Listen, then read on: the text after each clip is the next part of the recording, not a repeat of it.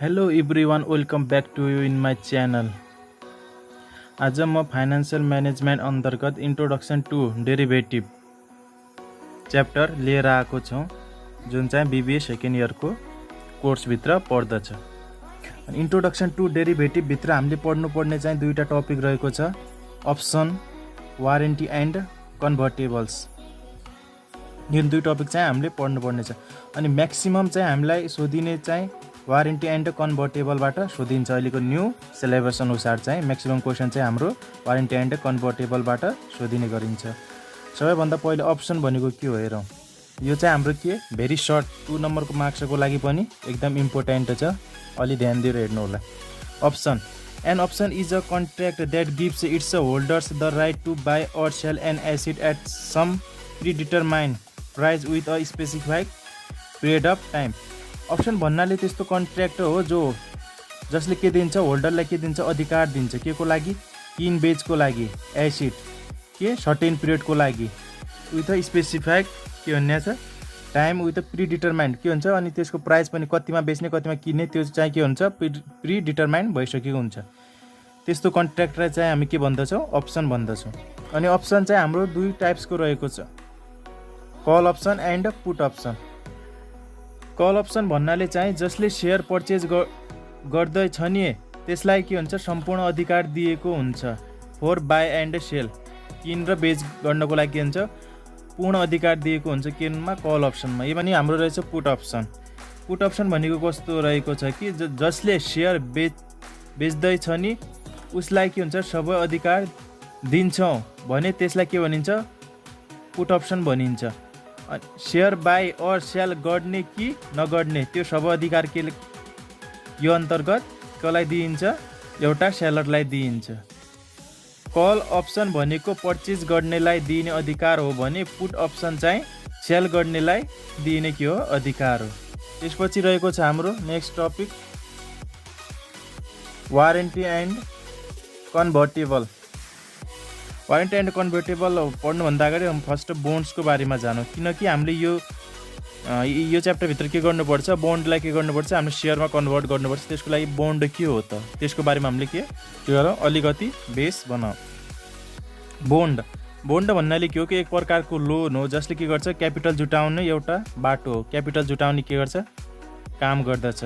अनि as a define गर्नुपर्दा के हो, a bone is a simply a loan taken out by a company. के हो भने कम्पनी लिने के हो, एउटा लोन हो, एज अ डेप्ट भन्दा पनि भयो। Instead of going to bank the company get the money from the investor who buy its bond. यो कस्तो हो कि लोन हो, तर कुनै बैङ्कबाट होइन, इन्भेस्टरबाट कि लिने लोन हो, त्यो बैङ्कबाट लिने होइन। त्यो कहाँबाट लिन्छ, इन्भेस्टरबाट लिन्छ। एन्ड हु बाई इट्स, अनि त्यो इन्भेस्टरले के गर्छन्, के भन्नु, बोन्ड्स के गर्छन्, पर्चेज गर्छन् कुनको, त्यो कम्पनीको। अनि के हुन्छ, bonds is known as fixed income security. यसलाई के भनिन्छ, फिक्स्ड इन्कम सेक्युरिटी पनि भनिन्छ, किनकि इट पेज इस्ट holder a fixed sum on a regular schedule for a fixed term. किनकि यसले सर्टेन के हुन्छ, पर्सेन्ट चाहिँ के गरिरहेको हुन्छ, इन्कम चाहिँ के गरिरहेको हुन्छ, जनरेट गरिरहेको हुन्छ, जो चाहिँ के हुन्छ, फिक्स्ड हुन्छ। त्यसैले के भनिन्छ, यसलाई फिक्स्ड इन्कम सेक्युरिटी पनि भनिन्छ, कसलाई कि बोन्डलाई। अनि यसको फिचरमा छ पार भ्याल्यु। पार भ्याल्यु चाहिँ बोन्डको के हुन्छ, अलवेज के हुन्छ, 1000 हुन्छ। यसको पार भ्याल्यु कति हुन्छ, 1000 हुने गर्दछ। अनि म्याचुरिटी डेट यसको भन्नाले इट हेभ लङ टर्म के हो, लङ टर्म म्याचुरिटी डेट हुन्छ। यसको लङ टर्म म्याचुरिटी हुन्छ कति, 5 इयर्स भयो, 10 इयर्स भयो, 20 इयर्स के हुन्छ, लङ टर्म के हुन्छ, म्याचुरिटी डेट हुन्छ। अनि कुपन रेट चाहिँ के हुन्छ, सर्टेन पर्सेन्ट अफ के हुन्छ, पारबाट हामीले के गर्छ, क्यालकुलेट गर्छ कुपन इन्ट्रेस्ट। जस्तै हाम्रो क्वेसनमा के भनेको छ, 6% कुपन रेट भनेको छ, हाम्रो पार कति हुन्छ, 1000 हुन्छ भने 6% अफ 1000 गर्दा कति भयो, 60 चाहिँ हाम्रो के हुने भयो, कुपन रेट 6 भयो, अनि 60 चाहिँ हाम्रो के हुने भयो, कुपन एमाउन्ट हुन्छ। वारेन्टी भन्नाले preferred stock or bond attached feature from we can purchase share in future date. Warranty भने चाहिँ के रहेछ, कम्बो फिचर अफ रहेछ, के को प्रिफर्ड स्टक एन्ड बोन्डको चाहिँ के रहेछ, कम्बो के रहेछ, फिचर भनेको चाहिँ वारेन्टी रहेछ। From we purchase share in future, जसबाट के गर्नेछौँ हामी भविष्यमा के गर्नेछौँ सेयर चाहिँ के गर्नेछौँ खरिद गर्नेछौँ। Warranty is just like a coupon, यसलाई के कुपन भन्दा पनि फरक पर्दैन। हेर यहाँ 6% अफ वारेन्टी एट्याच बोन्ड भनेको छ नि, यता यो 6% भनेको चाहिँ हाम्रो के रहेको छ, यो चाहिँ हाम्रो के रहेछ कुपन रेट। यो 6% हाम्रो के रहेछ कुपन रेट।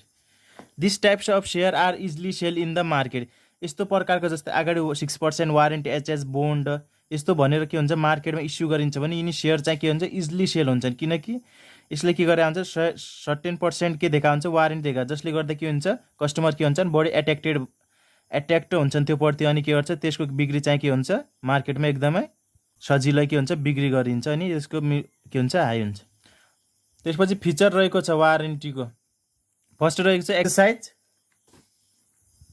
प्राइज, त्यसलाई हामीले केले डिनोट गर्छौँ इले डिनोट गर्छौँ। आफ्टर द म्याचुरिटी हुन्छ नि हामीले कति सेयर बाई गर्ने त्यो प्राइजलाई तोक्छ नि, त्यसलाई के भन्छ हामी एक्सरसाइज प्राइज भन्छौँ। अनि एक्सरसाइज रेसियो भनेको चाहिँ एक बोन्ड बराबर हामीले कति सेयर परचेज पाउने त, त्यो भनेको केबाट थाहा भन्छ एक्सरसाइज रेसियोबाट। अनि एक्सपायर डेट भन्नाले त्यो टाइम पिरियड भयो होला पर्चेजिङ अफ सेयरको, हामीले कति दिनभित्र चाहिँ हामीले सेयर किन्न पाउँछ भने त्यो एक्सपायर डेट। अनि त्यसपछि रहेका some importance formula of the related to वारेन्टीसँग रहेका केही इम्पोर्टेन्स फर्मुला चाहिँ हेरौँ है।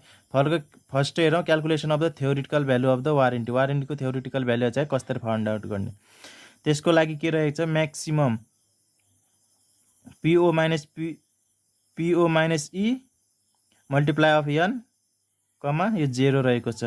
वेयर जहाँ चाहिँ पिओ भन्नाले के रहेछ करेन्ट मार्केट प्राइस रहेको छ, अनि ई भने चाहिँ हामीले भनेको थियौँ एक्सरसाइज प्राइस पर सेयर रहेछ, अनि एन भने एक्सरसाइज रेसियो रहेछ, अनि एम भनेको चाहिँ एमएक्स म्याक्स भने चाहिँ म्याक्सिमम भ्याल्यु रहेको छ। हामीले यो थ्रु के गर्ने यो क्यालकुलेसन गर्ने, यो क्यालकुलेसन गर्दा के आउँछ यो यदि पोजिटिभ आउँछ भने म्याक्सिममलाई हामीले यसलाई लिन्छ, यदि नेगेटिभ आयो भने म्याक्सिमम भ्याल्यु भनेर हामीले के गर्छौँ 0लाई लिने गर्दछौँ।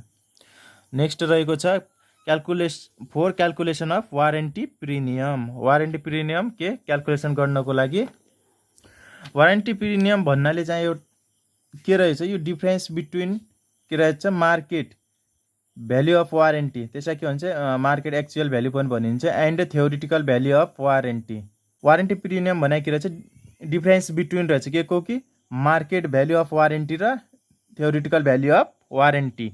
अब हामीले के गरेको छ त्यसलाई केमा गरिदिएको छ, त्यसमा के फर्मुला बनाइदिएको छ, यो के हो मार्केट भ्याल्यु अफ वारेन्टी भयो, यो टिबी भन्नाले थ्योरिटिकल भ्याल्यु अफ वारेन्टी। अब लास्ट पोइन्ट रहेको छ convertible is a process of converting previous bond into share.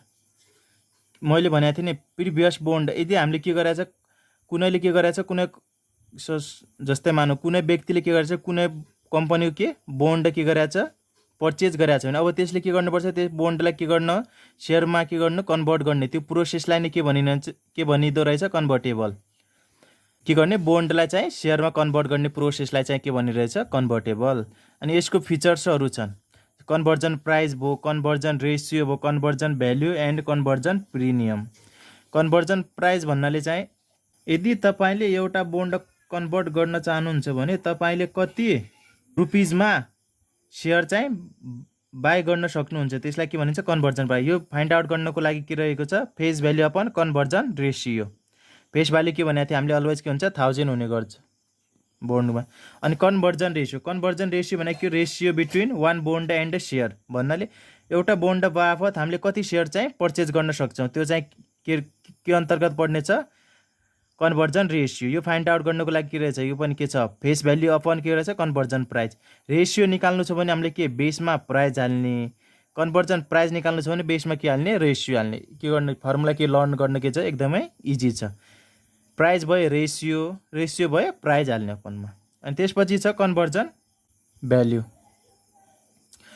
Conversion value भन्नाले एउटा बोन्ड कन्भर्ट गर्ने हो भने तपाईँको सेयरको भ्याल्यु कति हुन्छ त्यही नै के रहेको छ कन्भर्जन भ्याल्यु रहेको छ। यदि तपाईँले एउटा बोन्डलाई के गर्नुभयो कन्भर्ट गर्नुभयो तपाईँको अब सेयरको भ्याल्यु चाहिँ कति हुन्छ त्यो के रहेछ conversion value.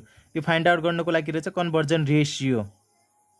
Into current market price per share, जसले हामीले के गर्छौँ सर्ट फर्ममा सिबी भने चाहिँ के भयो कन्भर्जन भ्यालु भयो, सिआर भने conversion ratio into PO market price current market price per सेयरलाई हामीले पिओले डिनोट गर्छ। यो गर्दा के भयो हाम्रो कन्भर्जन भ्यालु चाहिँ फाइन्ड आउट हुन्छ। कन्भर्जन प्रिमियम सिपिआईले के गर्छ हामी डिनोट गर्छौँ। कन्भर्जन प्रिमियम के भयो सिपी माइनस पी0 भयो। यदि हामीले के गर्दैछौँ कन्भर्जन प्रिमियमलाई हामीले के रुपिजमा निकाल्नु छ भने के गर्ने सिपीबाट के गर्ने पिओ भन्नाले करेन्ट मार्केट प्राइस चाहिँ घटाउने, कन्भर्जन प्राइसबाट के गर्ने करेन्ट मार्केट प्राइस चाहिँ घटाउने। अनि त्यसै गरी हामीले के पर्सेन्टेजमा निकाल्नु छ, यदि के भने चाहिँ हामीलाई ल पर्सेन्टेजमा पनि फाइन्ड आउट गर, रुपिजमा त गऱ्यो ल पर्सेन्टेज निकाल्यो भने के गर्ने हामीले के गर्ने सिपी माइनस पिओ सेम छ, अनि त्यसलाई डिभाइडेड बाई पिओ इन्टु 100 गर्ने। 100 किन हामीले पर्सेन्ट के फाइन्ड आउट गर्नु छ भने के गर्नुपर्छ हामीले अलवेज के गर्नु छ 100ले मल्टिप्लाई गर्नुपर्छ।